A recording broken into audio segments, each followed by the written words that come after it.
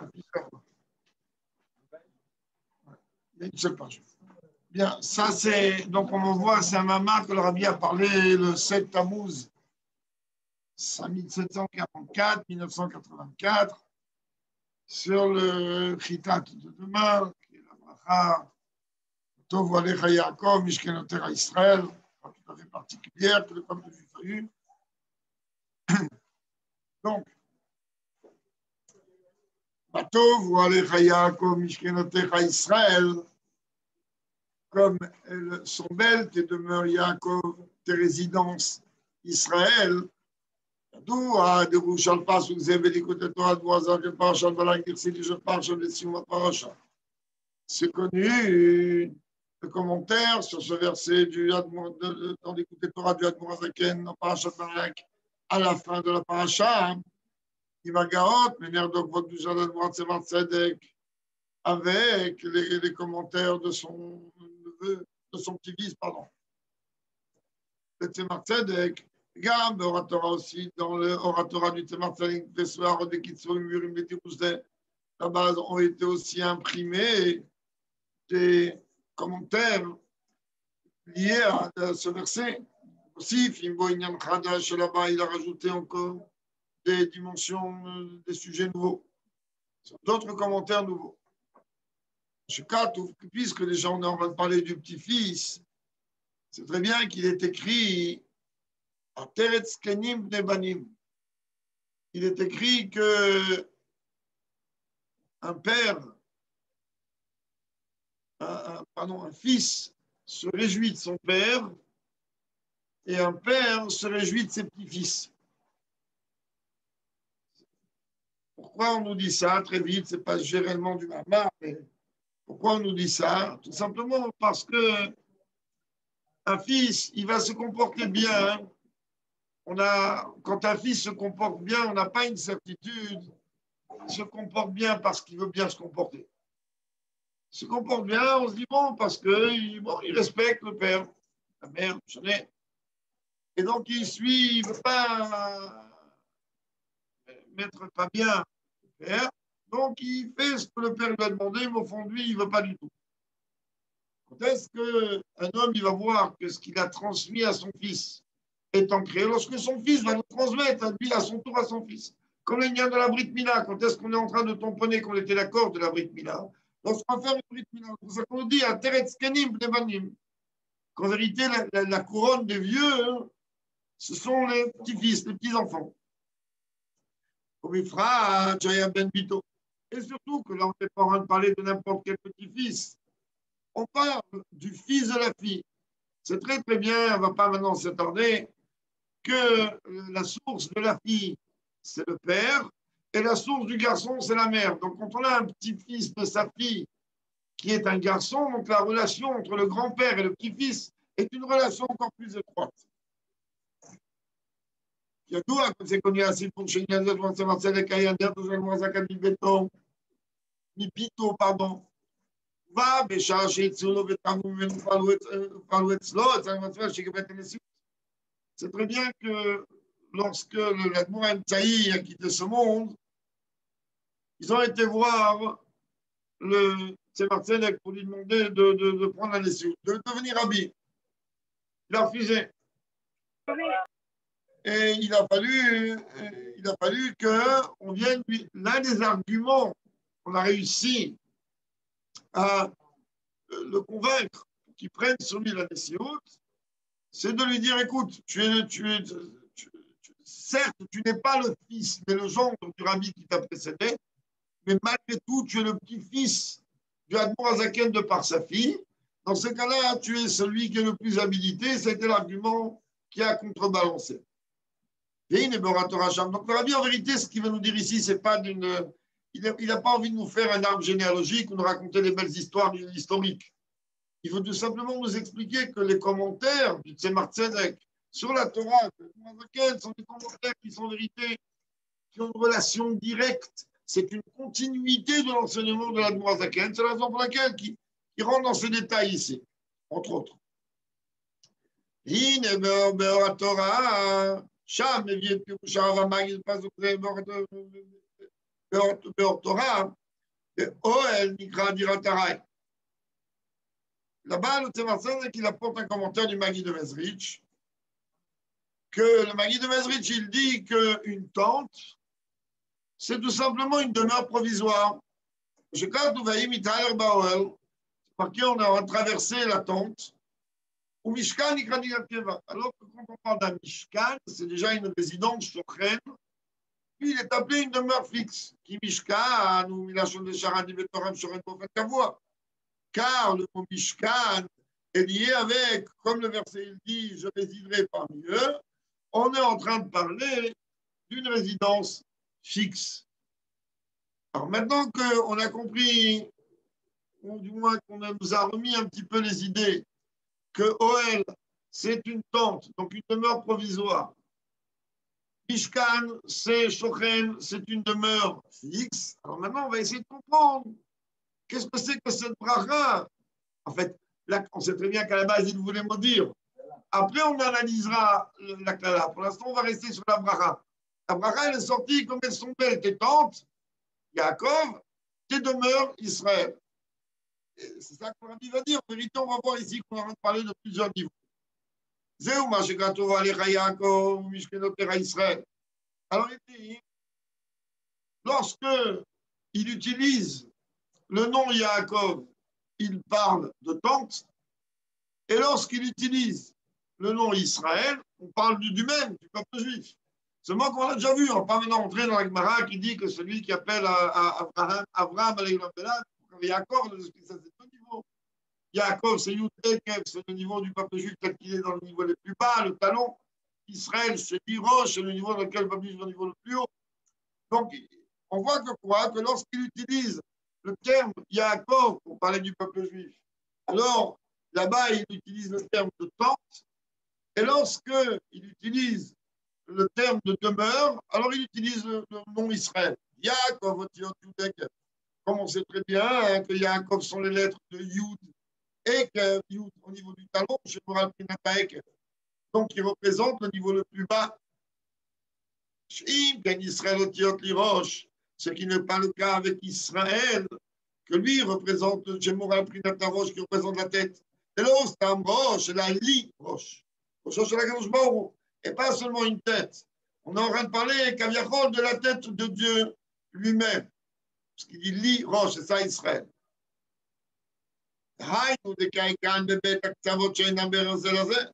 Donc, on aura en vérité de parler de deux extrêmes qui n'ont strictement rien à voir l'un l'autre, c'est totalement opposé. Mais à Kevo Shel Yaakov, à Drosho Shel HaKadosh Baruch Hu. Donc, tu es en train de nous parler de quoi? Du talon de Yaakov jusqu'à Kaviachol, la tête de Dieu, puisque Israël, c'est l'Irosh. C'est le niveau le plus haut qu'on peut voir chez Dieu.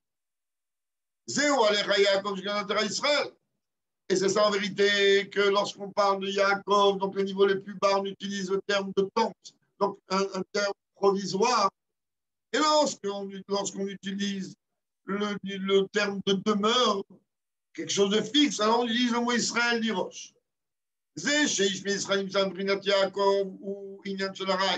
Parce qu'il faut savoir, le Rabbi il dit qu'un juif qui se trouve dans une situation où il est bas spirituellement, alors il faut qu'il sache d'abord une leçon première, c'est que c'est provisoire, il doit sortir de là comme une tente qui est provisoire.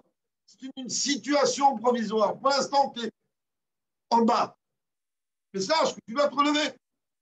Donc dès qu'on est en train de dire Yaakov, Yud, Ekev, on est en train, un juif va se dire, mais regarde dans quelle situation spirituelle je suis. On dit, oui, mais comprends que ce niveau du talon, le niveau où un juif il se trouve bas, un juif il a les forces pour être au-delà de la tête.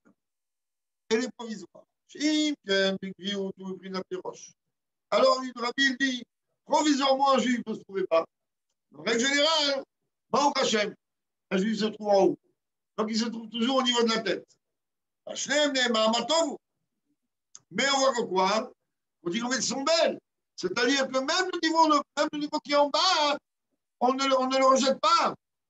Et comme on a déjà vu, dans la guerre d'Atchouva ailleurs, dans la guerre d'Atchouva, en vérité, on a déjà expliqué ça, donc j'allais très vite. Quand on est en train de nous dire dans notre Nasoulo qui se rouillote, que les fautes volontaires graves, quand on fait une grande tchouva, alors ils deviennent des mérites, on dit, ok, remets à zéro, pourquoi les mérites? On dit non, parce que tu n'as pu atteindre en vérité une tchouva aussi grande parce que tu es tombé aussi bas. Donc les deux, ils sont bien.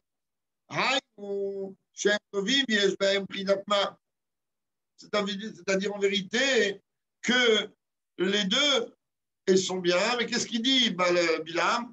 Ma, c'est le niveau de Bitou. Rabbi dit, c'est-à-dire que les deux, en vérité, elles sont liées avec le niveau de Ma, qui est Méhod, qui est Adam, qui est Bitoul.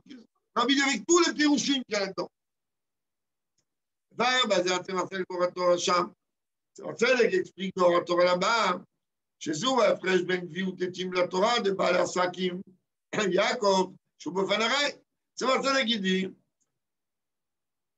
un businessman, un homme qui travaille, c'est quelqu'un qui a l'obligation, on est dans un bar en plein Ilchot Talmud Torah, chapitre 2, 3, 4.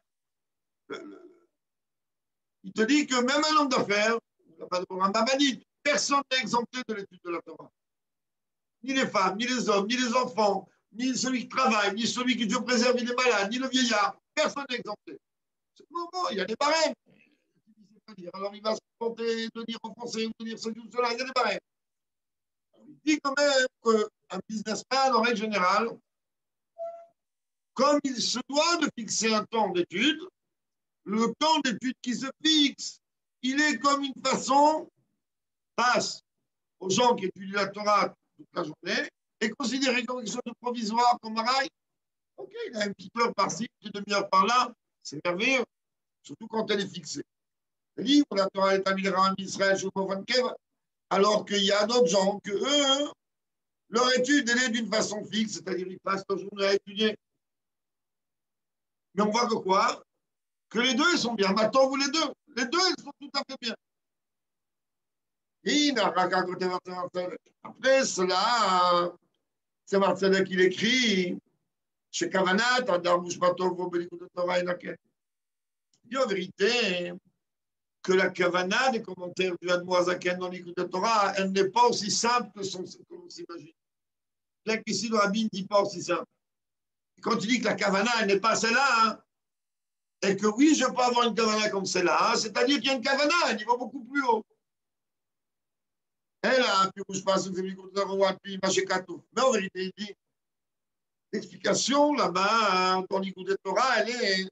Là, il va faire un saut dans Parashat Trouma. Tu feras des tentures de poils de chèvre pour le Oel sur le Mishkan, qui vont recouvrir.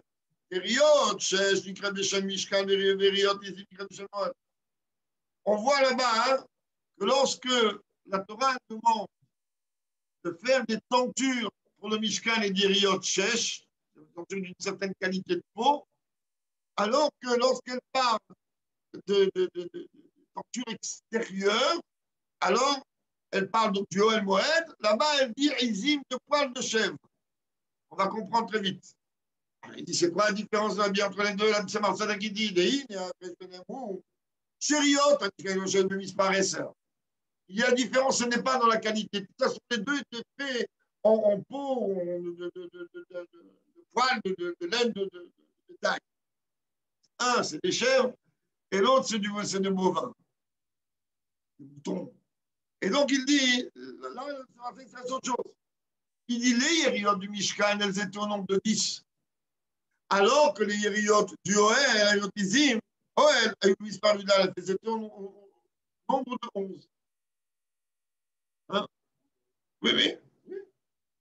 Le var basé. Et là-bas, c'est Marcel qui l'explique. En fait, la troisième dans l'écoute de Torah explique ce que le rabbi rapporte le langage, c'est Marcel par rapport à l'écoute de Torah.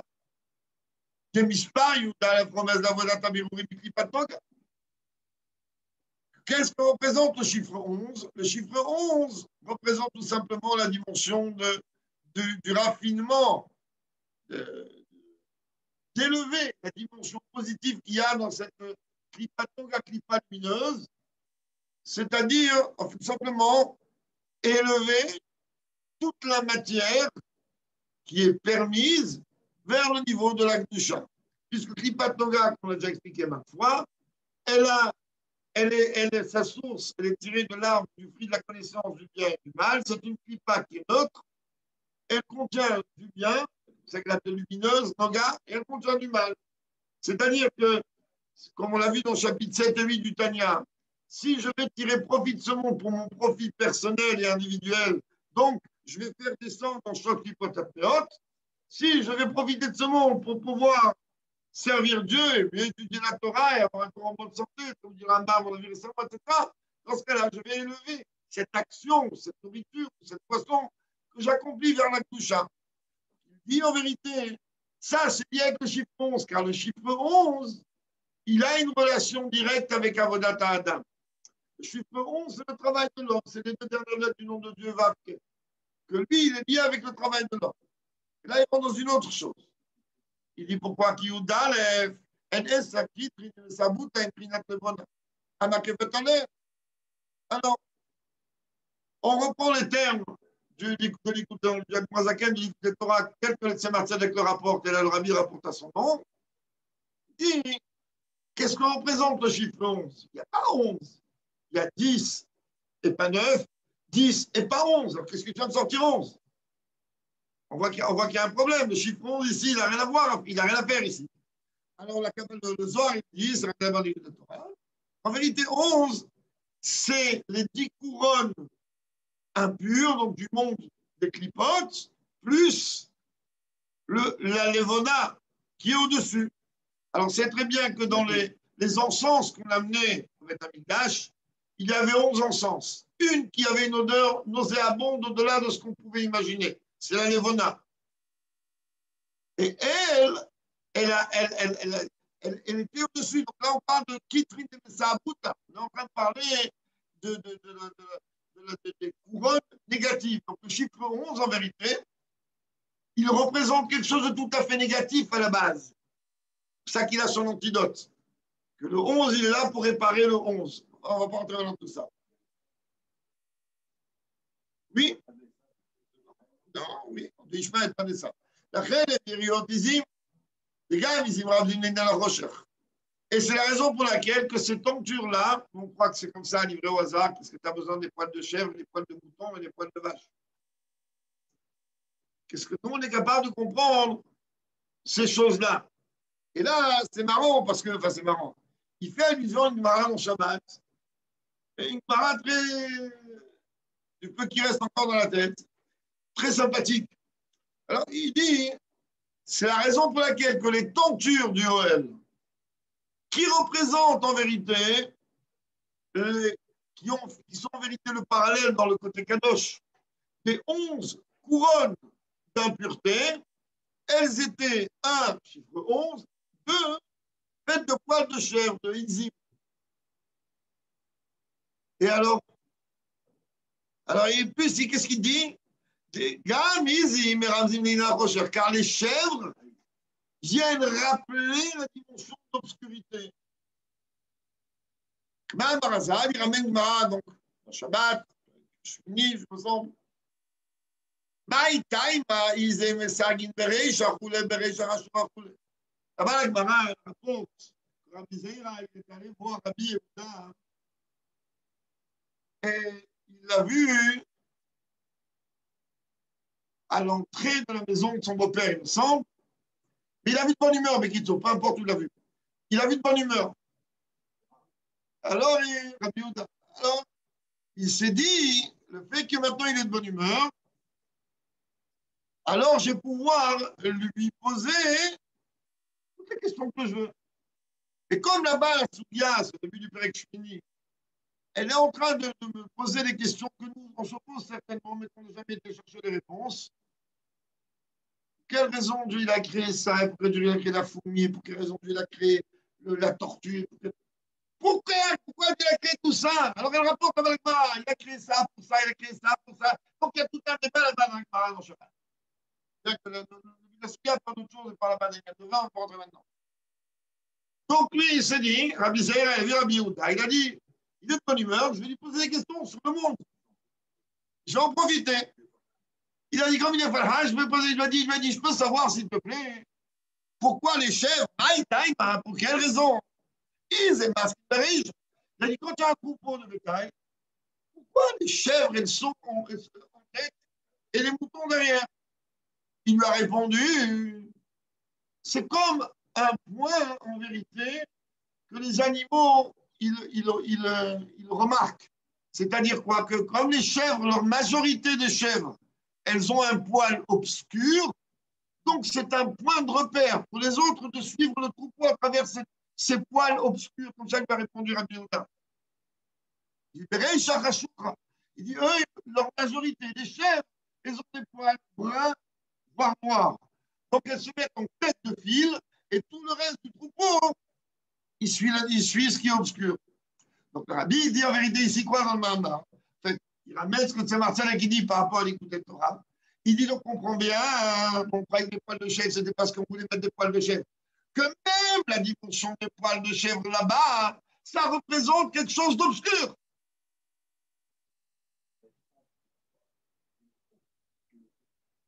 Oui. Ouais. Tu peux dire.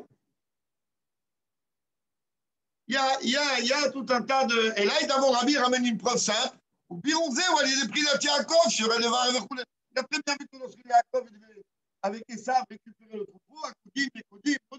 Alors, on a parlé là-bas des mains, tatoué, bouché, etc. Encore une fois, on sait très très bien qu'on a rien à Syrie, qu'on c'est comme ça, mais des fois, tu vois bien que jusqu'à quel point la Torah elle est précise. Nous, on s'en fiche, on leur dit, mais qu'est-ce qu'il y a? Des bovins comme ça, tu prends du chèvre ou du mouton, qu'est-ce que ça peut faire? Non, il y a une cabane derrière. C'est que lorsqu'il avait de bonne humeur, il lui a posé d'ailleurs pas que ça, il lui a posé après, il est venu lui dire, ce que je me rappelle, pourquoi il a dit, il y a telle catégorie, pourquoi les chèvres, elles n'ont pas un arrière comme des moutons larges, elles ont un arrière fin. Alors, le prévenu lui expliquer parce qu'on n'a pas besoin dans le service de l'arrière de la chèvre, alors du mouton, oui, qu'on l'a mis au corporel. Chaque Nekuda, il est venu lui expliquer même la constitution de l'animal, comment il est fait. C'est marrant, c'est pas de la cabane, c'est marrant, je vais. Vous allez voir ce soir si vous avez un moment. C'est ce qui reste un peu dans la tête. Si, ça, maintenant, on parle de quoi? Des tortues qu'il y avait dans le.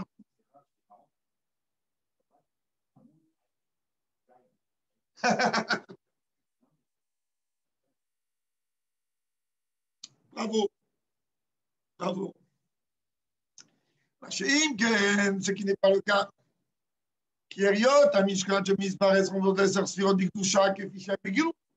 Alors que les tentures qu'on mettait sur le Mishkan, alors là-bas, elles étaient au nombre de 10. C'est très bien que le chiffre 10 représente la clarté et les sujets de Gdusha. Comme c'est rapporté dans Pirkei Avot, que le monde il a été créé avec 10 paroles, comme on le sait. אלא שעניין האלוקות שבעולם מבחינתנו הם עד שתריות, אז זה בעד עניין האמונה וזה החיש משכנותיה שמגלים בעולמי על המשכן בסוף.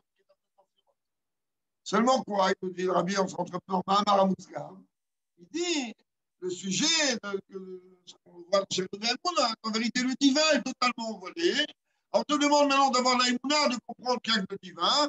Et là, tu vas commencer à casser la tête jusqu'à arriver à dévoiler cette dimension du divin dans le monde. C'est ça qu'on a vu dans Shahar Emouna. Hein? Dans le Beth Amikdash, il n'y a pas besoin, c'est Mishkenotera, c'est pas Oel.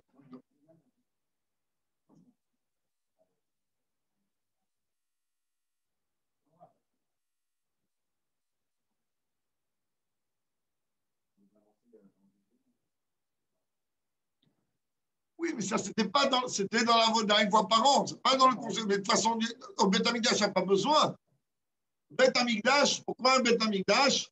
Que Dieu il a montré que lui, il est l'erreur, c'est une dimension de clarté, c'est la différence. On voit bien qu'ici, le Rabbi fait une différence entre le OL, entre la tenture provisoire et le Mishkan. Si déjà dans le Mishkan, les dimensions de mur le soutien, si on veut dire, extérieur. Eux, ils étaient considérés comme quelque chose de dur. Là-bas, on n'avait pas besoin d'aller plus loin. On dit que là-bas, il y a la Gdusha. Au Beth Amikdash, il n'y a rien besoin de tout ça.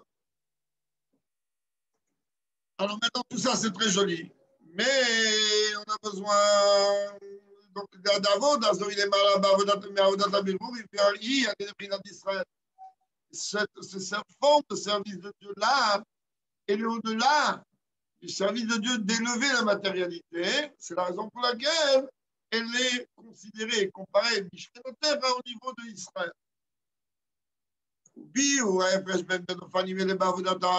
Quand on regarde la différence qu'il peut y avoir entre les deux dimensions de Yaakov et Israël, c'est-à-dire de Mishkan et de Roel dans le service de Dieu,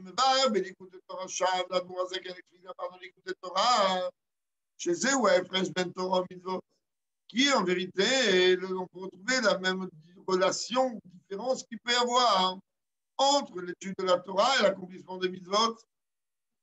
Torah ou Biprinat Mishkan. Que la Torah, elle est comparée au Mishkan. Parce que de toute manière, la Torah, elle n'aura pas d'autre Matan Torah, elle ne changera pas. Et la Torah, elle ne bouge pas, elle est donc Mishkan, comme quelque chose d'une demeure. Ça veut dire que dans la Torah, les choses sont dévoilées. Dieu est dévoilé. On voit bien que la Torah, elle vient de Dieu. On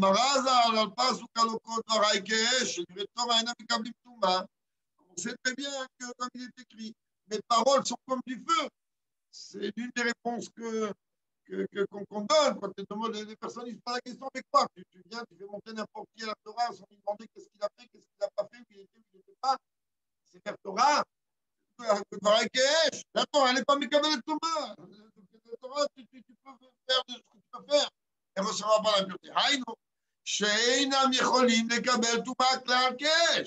C'est-à-dire que la Torah, elle ne peut pas du tout recevoir ni de près ni de loin. Tout pas comme du feu. Le feu, il consume du feu. Tout la Torah, c'est pareil.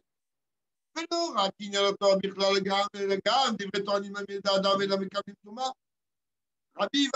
va beaucoup plus loin ici. Le Rabbi, il dit, c'est pas seulement le Sefer Torah qui n'est pas Mekabel Touma. C'est pas seulement le Chumash. Le Rabbi dit même l'étude de la Torah qu'un homme est en train d'étudier, à son niveau, c'est pas Mekabel Touma. Donc la Torah, sous toutes ses formes, c'est... Non. Oui, mais elle n'est pas Mekabel. Mais elle n'est pas Mekabel Touma. Et la Touma, elle ne va pas la toucher, la transformer. Elle peut bloquer l'influence que mon étude peut avoir sur moi.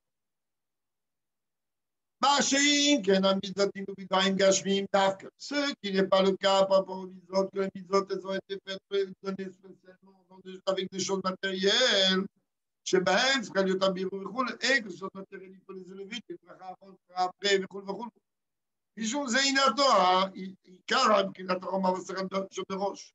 ça que la Torah, c'est essentiellement donc la sagesse qui se trouve comme dans l'intellect qui est sur la tête. Alors que les mitzvot, leur ignan, il est quoi? Il est l'action. C'est pour ça que lorsqu'on est en train de parler de quelque chose de provisoire, à détente, alors on est en train d'utiliser le terme Yaakov. Et lorsqu'on est en train de parler de demeure, de quelque chose de fixe, on utilise le terme Israël. Que le service de Dieu à travers l'accomplissement des mitzvot, alors, c'est-à-dire Oel, c'est quelque chose d'araï, d'élevé, de raffiner la matière. Alors là, on utilise Yaakov Yudé, qui veut faire descendre jusqu'au niveau le plus bas. On sait très bien que l'action, c'est le niveau le plus bas.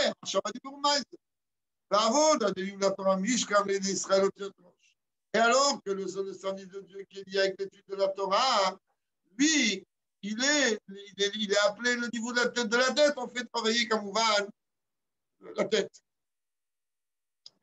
Mais après que le Tzemar Tzedek, il est venu et il a amené donc le qui est là-bas dans le Torah, quand il écrit, on peut dire, c'est où il y a la pirouche de Nikra Diratara, Mishkan Dirat Keva. Qu'est-ce que ça veut dire qu'on vient me dire que elle dira, je ne sais pas moi qu'une tente, c'est quelque chose de provisoire. Tu as besoin de me préciser qu'une tente, c'est provisoire, alors qu'une demeure, c'est beaucoup plus fixe. Je sais, tu as besoin de le préciser. En vérité, on peut t'expliquer que dans la vie d'un homme, il y a, dans son quotidien, il y a, tout est fixe chez lui. Enfin, il a l'impression que c'est fixe. Chez lui, c'est ou tout fixe, ou tout provisoire. On lui dit non, on va faire un seder dans ta vie. Comment tu vas seder? Tu dois aller travailler. Mais ton travail doit être considéré comme secondaire et provisoire. Mais Torah Trakeva et ta Torah, peu importe de quelle Torah on parle. Je ne dis pas de quelle Torah, c'est-à-dire peu importe du temps que toi, tu consacres à l'étude de la Torah. Ça doit être quelque chose de fixe. Même si tu consacres 5 minutes par jour, ça doit être un temps fixé, c'est un rendez-vous fixe. Quand quelqu'un il travaille quelque part chez un patron, il ne peut pas s'amuser de venir 2-3 fois de suite en retard. Il va se faire virer comme il faut. Il est obligé d'arriver à l'heure. Alors, de la même manière, il a fait dans le quête, on vient de comprendre. On dit, tu comprends. Qu'est-ce que tu fais? Tu fais le jeu à l'envers. Ton travail, il est fixe. Et ta Torah, c'est quand tu as le temps. Ah non, aujourd'hui, je ne peux pas, il y a le match de foot. Ah non, aujourd'hui, je ne peux pas, il y a ma femme qui va aller au restaurant. Ça, c'est un temps, comme on dit, des excuses. D'une façon concrète. Alors, on dit en vérité, pourquoi on me dit OL, c'est dire à Taraï, Mishka, dire à Keva? Parce que dans la vie d'un homme, il doit mettre un cèdre. C'est quoi le cèdre? Que son travail qu'il est obligé de travailler, mais il doit être quelque chose de secondaire et de provisoire dans sa tête, alors que sa Torah, elle doit être fixée. C'est-à-dire, il doit avoir un temps, d'ailleurs, après 120 ans, c'est aussi dans la Seret Shabbat là-bas, on aura la première question qu'on pose à Neshama, une kavata étudier la Torah. Ce n'est pas une lamat ta Torah. On ne demande pas ce que tu as étudié. Est-ce que tu as fixé un temps d'étude? C'est ça le biur. Rabbi dit maintenant, viens, on explique ce que ça veut dire. On va essayer d'associer les deux explications qu'on a ramenées. Et après, on va rentrer un peu plus dans les détails. En vérité, en règle générale, la situation d'une tente ou d'une demeure provisoire chez le peuple juif, c'est quand tu as posé la question sur le Beth Amikdash, ta réponse, c'est quand on est en galoute, quand on n'a pas le Beth Amikdash. Là-bas, il y a l'obscurité. Là-bas, il y a des tentes de chair. Là-bas, il y a des dimensions obscures. Il y a galoute, parce que le galoute n'est pas l'endroit pour un juif. Comme il est rapporté chez Israël, qu'au moment du galout, le peuple juif est comparé à des enfants qui ont été exilés, donc rejetés, si on peut dire, de la table paternelle. Et mais que va, c'est comme la galout, un bon, la vie, mais là-bas, qu'on les appelle comme des fils de leur père. On va dire, les enfants, ils ont été rejetés de la table de leur père, ils ont toujours le statut de fils, et leur père, il a toujours le statut de père. Et dans ce cas-là, puisque le fils, il a été éloigné, rejeté de la table de son père, le père, il se met en colère contre son fils, peu importe la raison. Donc, le fait qu'il le lève de la table. Alors, qu'est-ce que ça veut dire? Ça veut dire que l'endroit où il se trouve en dehors de la table de son père, c'est son endroit? Non, c'est un endroit provisoire. Le temps qu'il passe tout le temps qu'il se calme, il fera un mot. Oh, il a bon une chocole. Ça qu'il est écrit, malheur à ses enfants qui ont été exilés. C'est la raison pour laquelle il est écrit. Comme elles sont belles, tes tantes, Yaakov, ça veut dire que même lorsque le peuple juif se trouve en galop, c'est-à-dire dans une situation et dans un endroit provisoire, même là-bas, Dieu, il apprécie les temps de ce travail provisoire.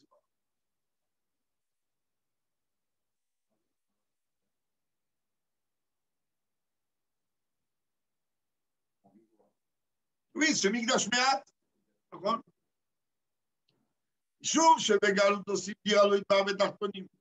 Parce qu'en Galout, malgré le Galout, on fait de ce monde une demeure pour Dieu. Ça veut dire que le temps du Galout, ce n'est pas exclusivement une préparation à la demeure qui aura plus tard. Et la terre, immédiatement, même en temps de Galout, pendant que toi, tu es en train d'accomplir la volonté de Dieu, automatiquement, tu as changé, même si tu ne vois pas aujourd'hui. Tu as changé déjà la chose, l'endroit en demeure pour Dieu. Faux, Bretagne, comme il est rapporté la Valentania chez Mitzvot, la chanson avec que le terme mitzvah et l'étymologie du mot équipe, Shavta et fusion,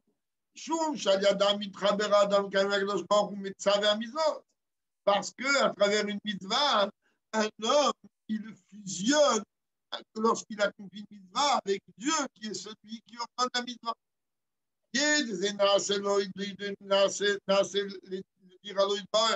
Et par le fait qu'on est en train d'accomplir le mitzvot avec la matérialité de ce monde, alors automatiquement, on fait de ce monde une demeure pour Dieu, donc par l'entremise du juif qui agit.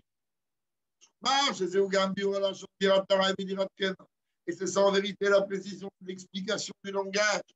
Demeure provisoire et demeure fixe.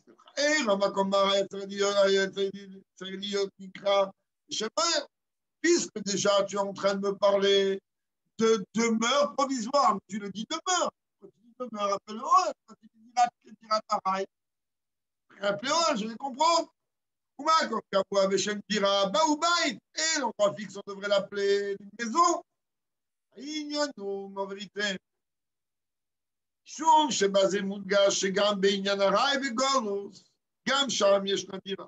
Tout simplement pour venir dire pourquoi on l'appelle Dirat Araï.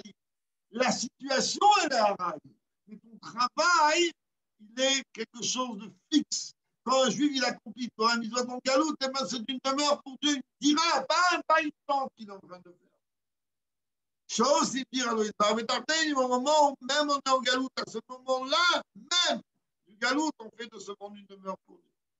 De la même manière, il a aussi un lien de fixe. Et Oel, même dans Oel, il y a quelque chose de fixe. Parce que le Mishkan était quelque chose qui se transporte, de transportable. Et quand même, Dieu il a dit, je résiderai parmi eux.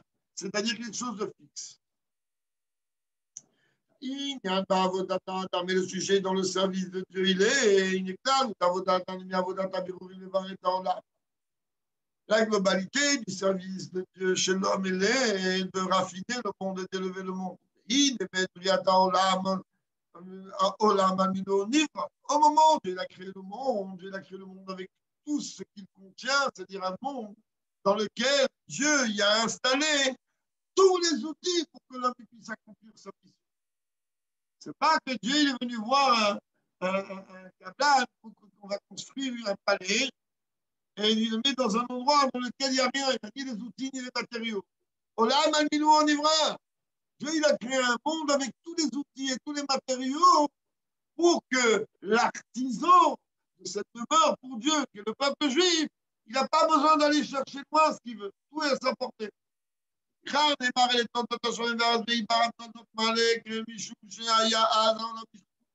Et c'est la raison pour laquelle lorsqu'au début, dans Bereshit, on est en train de venir nous parler de ce qu'on pourrait appeler la pérégrination, dire le récit de la création du ciel et de la terre. Là-bas, Toldot, il est écrit avec deux vagues. Pour venir me dire que le mot Toldot est écrit d'une façon pleine. Pour me dire, Taïch rempli, que le monde, il a été créé avec sa perfection. On t'a rien demandé de créer. Tu as demandé d'utiliser ce que tu as créé et d'élever.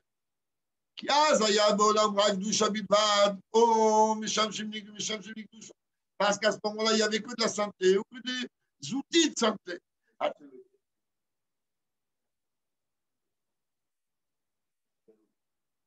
Ils étaient à la portée. Ça ne veut pas dire que l'homme, il n'a pas, ça veut pas dire que l'homme, il n'a pas un travail d'aller chercher.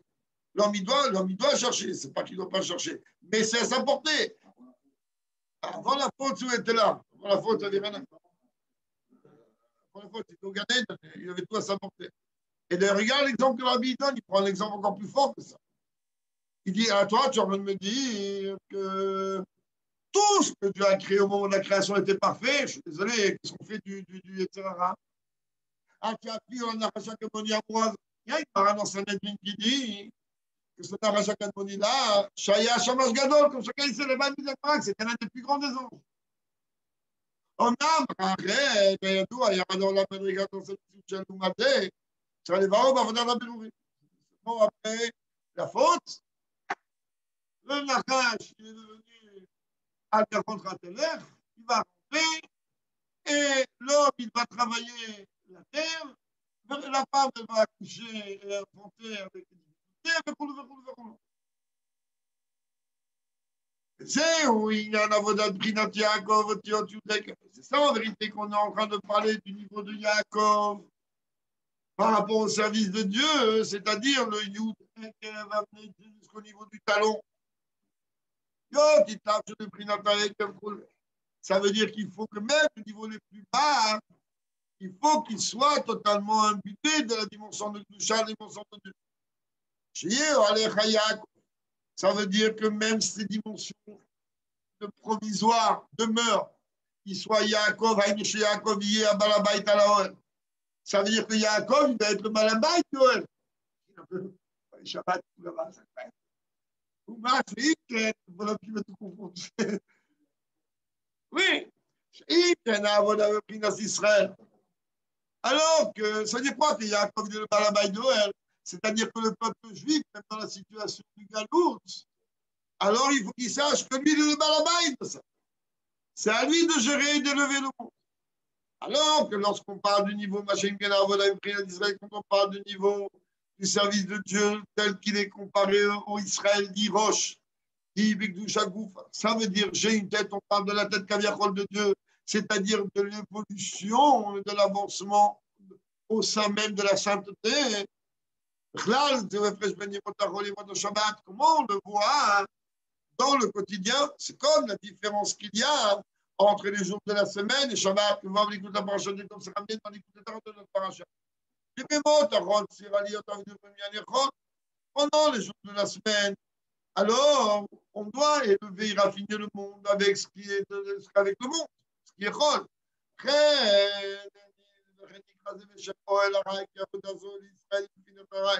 Raison pour laquelle, raison pour laquelle que normalement le peuple juif n'a rien à faire avec le monde. Lui, il va rester en train d'étudier la Torah tout le temps. Ah, quand on est encore en galoute, donc il y a une situation provisoire, on doit raffiner un monde qui est on a que lui aussi il est provisoire. Alors, ok, ça, il fait pendant la semaine. Pendant la semaine, c'est aussi les 6 millénaires, c'est pareil, 6 jours, 6 millénaires. Avant, dans les Prinat d'Israël, Yibé, Shabbat, Kodesh. Alors que le service, la forme de service de Dieu du niveau d'Israël, c'est le jour du Shabbat. C'est très bien, Shabbat, le Shabbat, elle sanctifie automatiquement et l'élève automatiquement. Hein? Voilà. Chez où? Tu n'as pas besoin d'être là-bas. Chez où? Mais comme chez l'Israël, en vérité, c'est ça, tout le niveau du peuple juif. Lui, il t'appelait un Goy Kadosh. C'est pareil aussi. Yom Tov, qui est appelé Michael Kodesh, on va dire chez Yom Tov. Yishou Zenikra, Yom Tov, Shabbat, Gabel, Sfirat HaOmer, quelque chose certain dans Shabbat. On va voir Rabbi dit en parenthèse que même un Yom Tov, il est appelé comme Shabbat, comme on le voit d'ailleurs par rapport à Sfirat HaOmer. Sfirat HaOmer, on aura de dire que le lendemain de Pessah, on va compter le Homer. Seulement qu'il n'est pas écrit dans le lendemain de la fête. C'est marqué au certains marient le Marot à Shabbat. Que même un Yom Tov, il est appelé Shabbat. On a dit maintenant, ce n'est pas le départ, mais sachez que même un Yom Tov, il est comme Shabbat.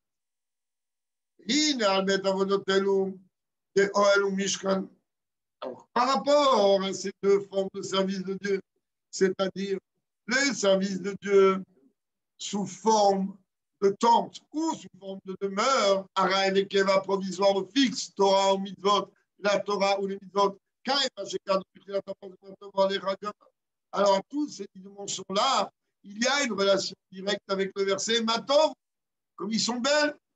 Pas chez Samikradol et Yaakov, Israël, Il y a toujours eu des demeures, des tentes et des demeures chez le peuple juif.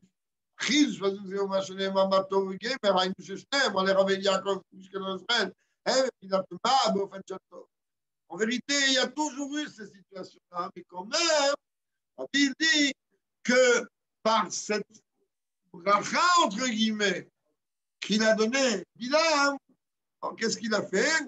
Il est venu en vérité montrer que même les dimensions provisoires ou les dimensions fixes, alors elles ont cette dimension d'être tov, donc bien. Et ils ont plus que ça. Dans le verset, il est marqué une seule fois, Matovu, comme ils sont belles. Haïno,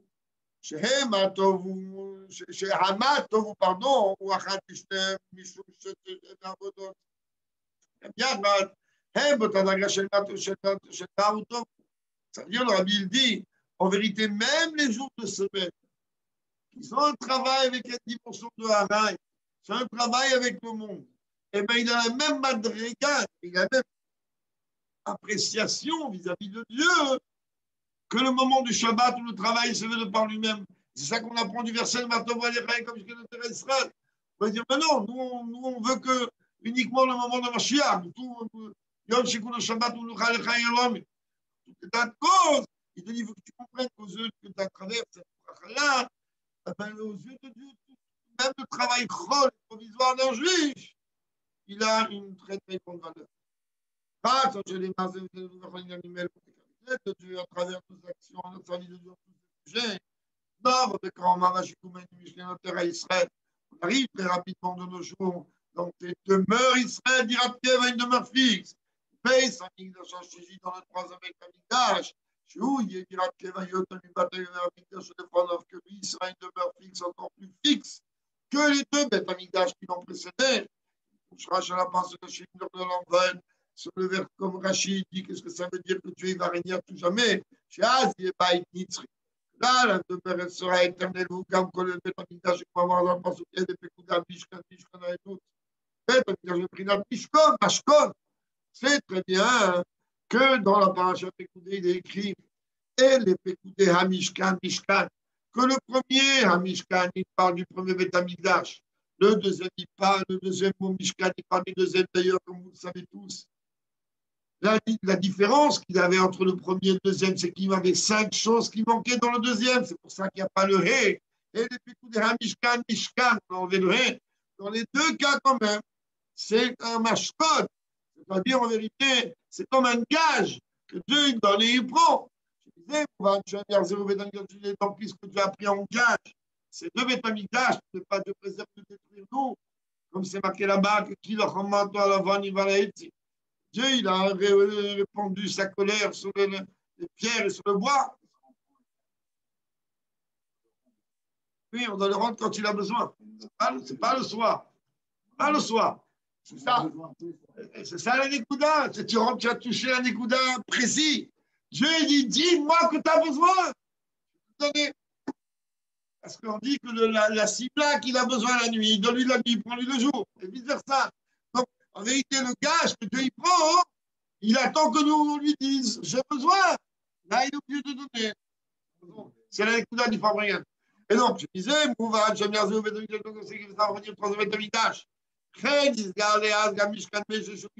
moment-là, le Mishkan de Moshe Rabbeinu va lui aussi se dévoiler car il est éternel. Puis, rapidement de nos jours. On rappelle juste que ce soir, c'est le gloire de Chaim Akadosh, Rabbi Chaim Minatar. Lui, il enterre un Zézim, on connaît toute l'histoire, qu'il devait se rencontrer avec le Baal Shem Tov, et que lui, il avait en vérité un niveau de la Neshama du Mashiach, et le Baal Shem Tov avait un autre niveau. Il raconte que, dans ces paroles, on sorte qu'ils se rencontrent là-haut et qu'ils redescendent tous des Shabbat Bekouf. Les Sgalos diraient Beteref ou Miyad Mamash, comme ça on n'aura pas besoin de jeûner dimanche, je préserve, et tous les Yanis.